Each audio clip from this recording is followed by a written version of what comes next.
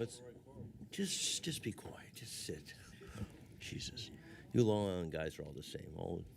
Anyway, I'm going to call this October 2025 meeting of the MTA Finance Committee to order. And may we start with our public speakers. Let's hear the wisdom of the crowd. We have 5 registered speakers today. We ask that all public speakers adhere to the MTA's rules of conduct and decorum. In the interest of time and fairness to all speakers, we limit everyone to 2 minutes. There will be a warning beep to remind you there are 30 seconds remaining to conclude your remarks. Our first speaker is Christopher Greif. Almost said it. It's okay. Good afternoon. I'm Christopher D. Greif. And no, I'm not grief because I will cause grief. But let me just get to the good points. As you are with the finance today, I know we had a lot of discussion over the other one. But if we do any fair new changes coming up, we need to be more very clear what the changes are, because for the last couple of days, people are getting a little confused, a little trying to understand what the changes are. At least we know what a dime and a nickel is. But on the railroad end, we just need to break it down. What's it mean for any special promotions, any new things? Because seniors and disability need to understand how to use any new fare stuff on the railroad. So when we get close to those dates, can we please get clearer notices, larger prints, and something really easy so they can understand? I may understand it, but there's some parts that little words, but understanding how to budget, because we have low income may try to travel into the railroads, but they need to know how they can control the budget, especially with the new fare box, because they do see an Omni thing. They want to know, can they use their Omni card to get the train ticket, or if it's linked to their Omni. There's a lot of questions that some people are confused, and we know we had those protesters acting very inappropriate. People want to learn. I like to learn so I can understand. Thank you. Our next speaker is Jason Anthony, followed by Mr. X.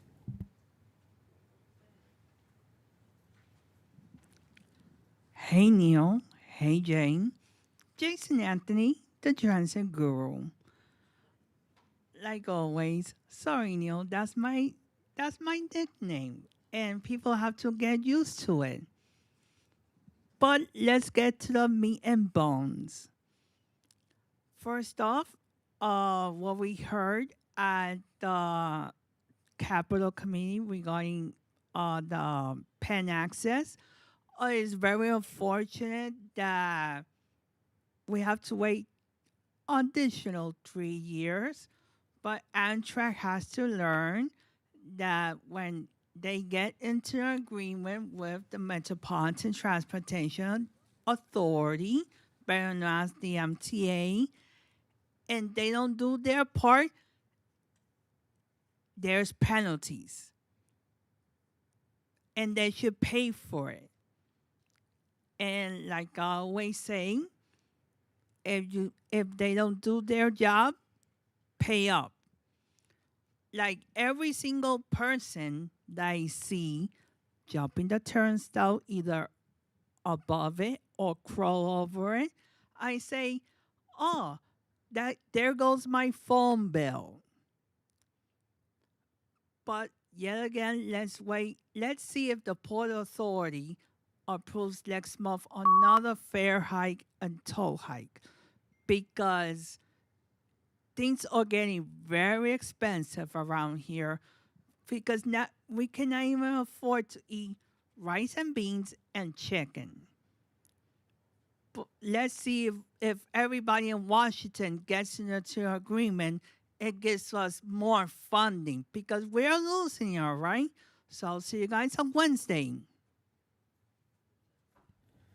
Our next speaker is Mr. X, followed by Maddie Bucky's Highland. You may, regarding funding, you may or may not get your wish with, in alphabetical order, Eric Adams, Joseph Biden, Kathy Hochul, and Donald Trump, a.k.a. the Mod Squad. Okay, finance. Outside Staten Island, we have how many BMT lines? We have 4. Two of them can be combined. The 14th Street line can be combined with the Nassau Street Jamaica Avenue line, whereas the Franklin Avenue line can be combined with the Broadway Avenue line. And regarding the Franklin Avenue line, how can the Franklin Avenue shuttle become the Franklin Avenue local? Franklin Avenue and Botanic Garden stations, enlarge them so they can accommodate 10-car length that leads to in-between stage with Park Place, dismiss it. Okay, and let it run to Coney Island. And also, regarding that track bed that runs between Ocean Parkway and the Brooklyn Aquarium, it's been unused for over 70 years. The last 71 years should have been used by local trains. You need to rebuild that track bed and redesignate for local trains. And also, Fulton Street line, Hoyt Street, unused platforms and tracks, reopen them. Court Street, platform, redesignate for the Fulton Street local, bring those subway train cars to the 207th Street yard, which is at ground level. That's why, unless and until you do that, the A and C trains will be delayed between Canal and Hoyt Streets. So do the right thing like Spike Lee and follow my instructions once and for all. Our next speaker is Maddie Bucky's Highland, followed by Carl Pereira. Thank you, sir, and good afternoon, everybody. My name is Matty Bucky's Highland, and I'm also an advocate for people with developmental disabilities. I first of all want to thank the full MTA board for the fair and full increase as it was necessary to keep the system going and operational. Without it, we would have to face much drastic or bigger fare increases. So it's good to do a small and predictable one. As I like to say, funding is a priority. It would not have been possible, for example, for the DC Metro to go all the way into Ashburn, Loudoun County, Virginia, without the funds that are necessary. So with that, everybody, please have a great day. Enjoy the rest of the evening. God bless you all. Our last speaker is Carl Pereira.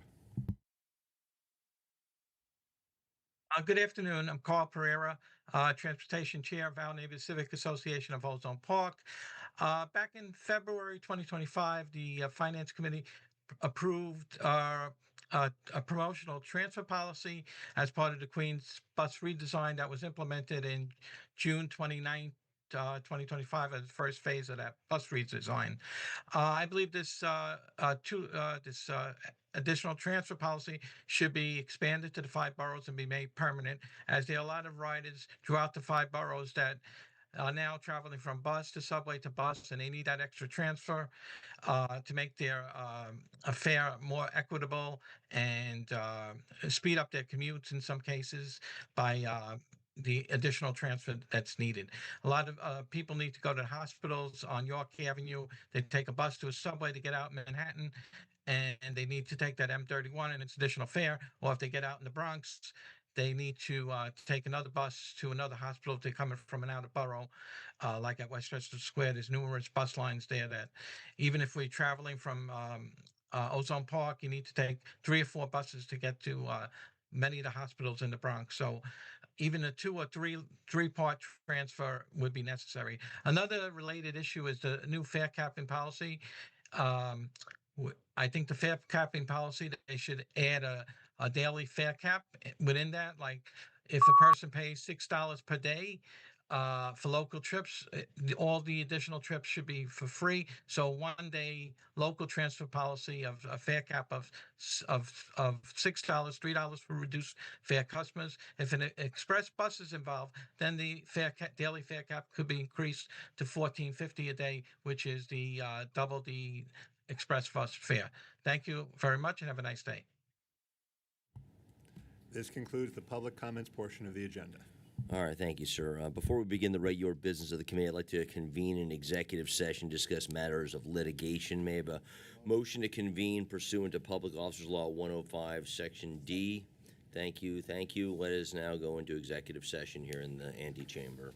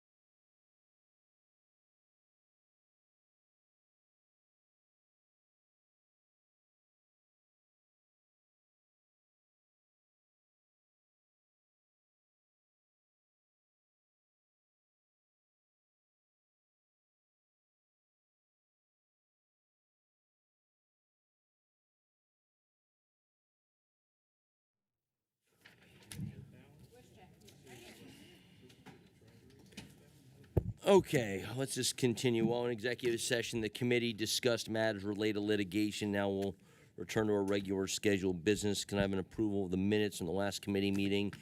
Thank you, sirs. Any second? Second, any corrections, deletions? Please. I wasn't added as a member of the committee. Okay. Legal team? Noted. I think you've got an old version of the board on that sheet, your checklist, so we got to update that. All right, very good. Thank you. Okay, Jake, monthly financial performance report, the highlights, please.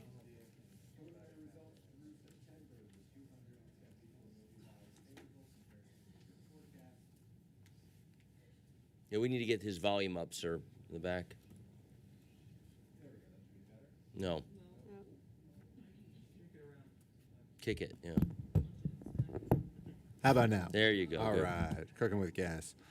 Preliminary results through September were $274 million favorable compared to the mid-year forecast. This was driven both by favorable results on operating revenues and expenses. Operating revenues and subsidies were favorable by $162 million, and operating expenses and debt service were favorable by $112 million. For September alone, preliminary results were unfavorable by $9 million. This was due to timing of receipts for station maintenance and local operating assistance. Unfavorability of these subsidies by $29 million offset favorable results for September in operating revenue, expenses, and debt service. Going further into revenues, operating revenue from farebox, tolls, and other sources was favorable by $10 million in September and $34 million year to date.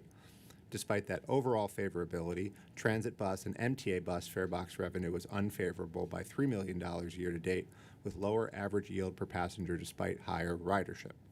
Operating subsidies, including investment income, were favorable by $128 million year to date. This is largely driven by favorability in the payroll mobility tax of $76 million. As mentioned earlier, results for September alone were unfavorable by $29 million for subsidies due to timing. Capital subsidies were favorable by $17 million in September and $57 million year to date. On the expense side, operating expenses were favorable by $6 million in September and $56 million year to date. Unfavorable results for bus and subways, driven by higher than budgeted overtime, were offset by favorable results for other modes. Debt service expenses were favorable by $4 million in September and $56 million year to date. That concludes the financial performance All right, any report. questions for Jake? Okay, well, that was, I would describe as a limited variance month, so not much to ask there, so thank you for that, Jake. We'll come back to Olga later. We don't have anything on debt. Let's hear from Jay on congestion pricing update, please. Good afternoon, everybody. So for the 9 months ending September 30th, congestion relief zone revenue and expenses are on budget, as well as sort of the ridership, traffic patterns for congestion relief zone. So we're on target for all items. Just quickly on the revenue, toll revenue total for 9 months is $507 million, while expenses were a total of $96.4 million, generating a net revenue of $411 million for the 9 months ending September 30th. And we're on track. Yes. On track. Very good. All right, thank you. All right, next to Olga, we're going to talk about a resolution on the obligation for bonding the CRZ revenue. And that's a perfect segue because that's another CRZ-related item. So Finance has this one action item for you today. We're seeking your approval to submit the proposed congestion relief zone toll revenue obligation resolution, CRZ resolution, to the Capital Program Review Board. Approval by the CPRB is a necessary and legally required step before we bring the resolution back to you for your final approval. MTA Construction and Development is actively working on the 2020 to 24 capital program. And as you know, that $55 billion program included $15 billion of funding from CRZ program. This resolution will let us deliver the $15 billion portion of the 20 to 24 capital program and fund key transit and commuter rail projects in that program.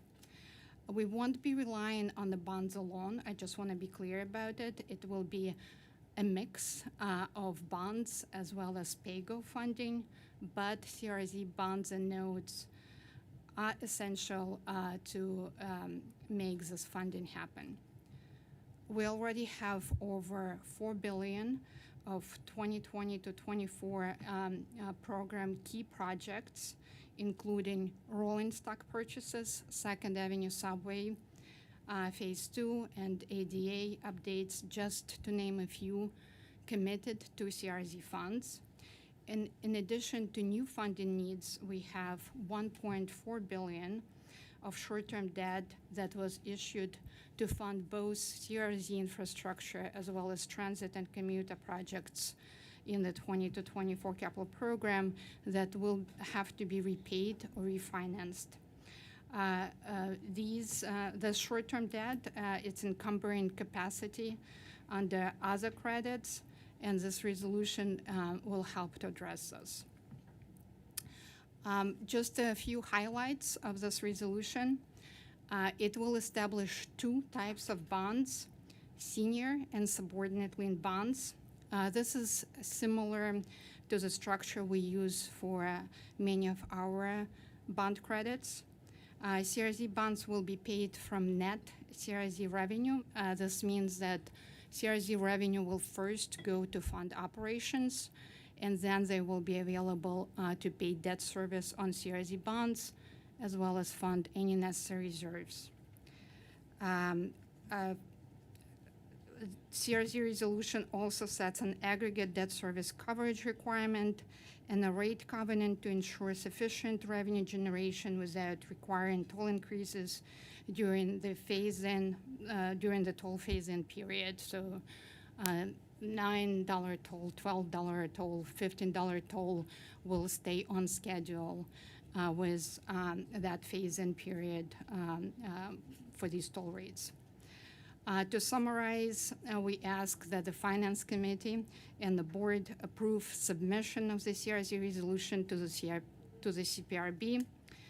This will maintain momentum on funding critical transit and commuter rail projects with CRZ funding, and as mentioned earlier, we will return for final TBTA Board adoption of this resolution after CPRB approval.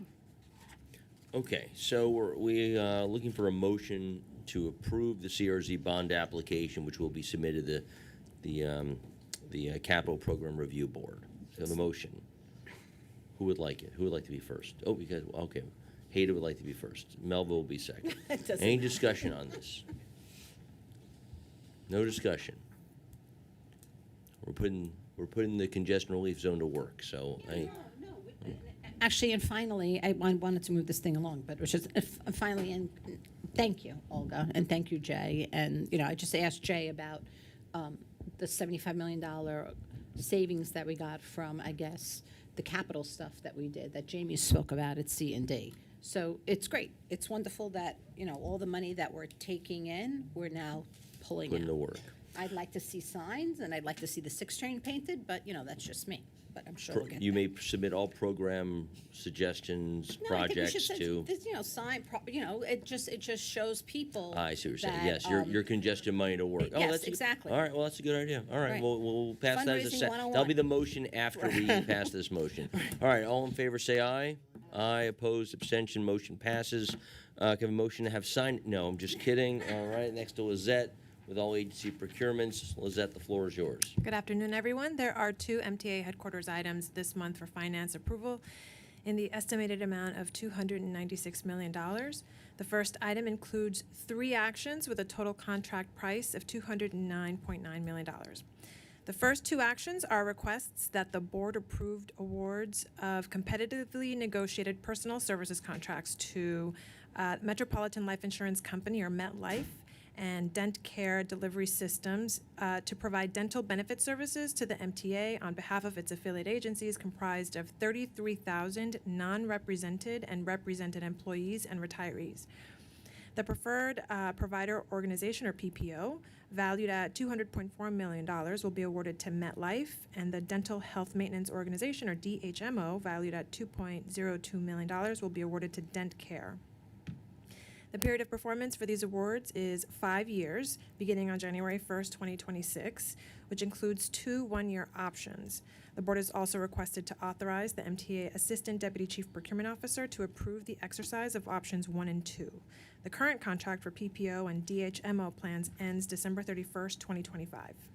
The third action is to add $7.4 million in additional funding to the current MetLife contract for the continued provision of PPO dental benefits for the remainder of the year to cover the premiums of additional enrollees. A 2-step RFP was publicly advertised to identify firms eligible to meet the MTA's minimum requirements for a contract award of dental benefits in both or either fully insured and/or self-insured plans. During the course of the procurement, changes were made to the plan design for non-represented employees in an effort to bring benefits in line with what other similarly situated employers offer and to derive additional cost savings. Following reviews of proposals, negotiations, and best and final offers, the selection committee recommended that fully insured PPO plans be awarded to MetLife and the DHMO plan be awarded to DentCare. MetLife submitted the highest-ranked proposal for the PPO plan, with all of the evaluation criteria taken into consideration, and therefore determined to offer the best value to the MTA. DentCare was the only proposer for the DHMO plan, and both firms' proposals met geographic coverage, matched plan design as required, had high member access, and limited member disruption. Both MetLife and DentCare are incumbent suppliers, so no additional resources will be needed to implement. The second and final item is a request that the board approve an award of a non-competitive miscellaneous service contract for the continuation and maintenance and management support services for a number of MTA data center operating environments that house critical applications, as well as implementation work to upgrade one of those environments to a cloud environment called zCloud. The estimated amount of this contract is $85.7 million. The contract term is 4.5 years with 2 one-year renewal options, which the board is requested to authorize the MTA Deputy Chief Procurement Officer to approve pending availability of funding. MTA's mainframe infrastructure, one of the data center environments managed by Kyndryl, is reaching the end of its useful life, and timely migration to the zCloud platform is crucial in order to maintain functionality of critical systems and ensure compliance with MTA's operational standards and cybersecurity requirements. An immediate operating need was issued for the upgrade, and migration to Kyndryl's zCloud platform and work began last month. Post-implementation of zCloud, this procurement action would allow Kyndryl to continue to provide full managed services of MTA's data center operations over a 4-year term. And the services include providing ongoing system management to ensure capacity and performance, maintaining all infrastructure, systems, and applications, monitoring the system's health, ensuring security and compliance, and backup and recovery on 3 data center environments, including zCloud, PeopleSoft environment, and iSeries, all of which host significant systems critical to our business. And to maintain continuity and performance levels, it's necessary to retain Kyndryl as the services provider to maintain and operate these 3 data centers. And I submit these items for approval. Okay, may I have a motion? Thank you. Second, thank you. All right, any questions or comments either on MetLife, DentCare, or Kyndryl/IBM? Hearing none, all in favor say aye. Aye, opposed, abstention, motion passes. Thank you very much. We're on to Olga. A couple of MTA-wide information items, yes? Yes, I have 2 information items today.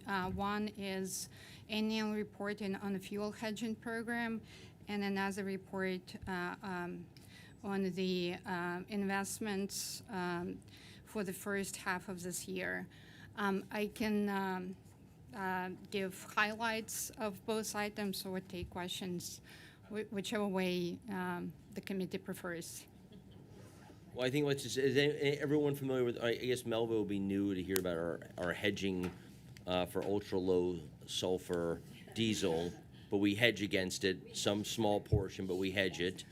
And the second is we have investments that have done fine. Thank you all. Okay. Is there anything you want to add to what I just said? I would Wow. say it's a very accurate summary of the highlights, and Highlight of highlights. there is really not much to add. Okay, well, then we shall move on unless there are any questions about the hedging program or about an investment portfolio. I'm serious, if anyone has any questions. Okay, hearing none. Oh, do you want? No? Okay, hearing none, moving on. Lizette, back to you. Information items from transit. There are two information items for transit as follows. The first is a request that the board approve the award of a one-year estimated quantity contract for sole source replacement parts required for agencies to operate and maintain their respective fleets of buses manufactured by New Flyer to the Aftermarket Parts Company, LLC, DBA, NFI Parts. The second item is a request for board approval to exercise the option of the contract for the purchase and delivery of 25 diesel battery hybrid locomotives awarded to Motive Power, Inc., and procure 45 additional diesel battery hybrid locomotives. And there are no information items for Long Island Railroad, Metro North, or Bridges and Tunnels this month. Any questions on those information items as Lizette has offered? Okay, thank you. We'll finish with David, our real estate maven, providing us several actions and an information item. David, the floor is yours, sir. Thank you, Mr. Chairman. Real estate has 4 transactional action items for consideration and approval. The first is for the MTA, and it's a lease renewal with 110 Bush Terminal owner for the MTA New York City Transit Museum's archives at 882 3rd Avenue in Brooklyn. The next two, second and third, are for the MTA Long Island Railroad and our lease renewals for the Office of Health Services. There are 2 condominiums that they currently office in, and part 1 is with Marseille Properties and part 2 is with Dasso. Both are in 300 Old Country Road. EAP is co-located in this facility, but in a 3rd condominium, and we'll be bringing that action by year's end. The 4th item is for MTA Metro North Railroad, and it is the disposition of property to the Tarrytown Municipal Housing Authority, property located next to Tarrytown Station. And there is one information item, which is the report on agreements entered into directly by the Real Estate Department pursuant to board policy. Motion to approve. Thank you, Hayda. Second. Thank you, Melva. Any questions on these items? David, I have one question. Could you just, when you say disposition of property to the Municipal Housing Authority, what does that mean? Originally, we had come to the committee last year.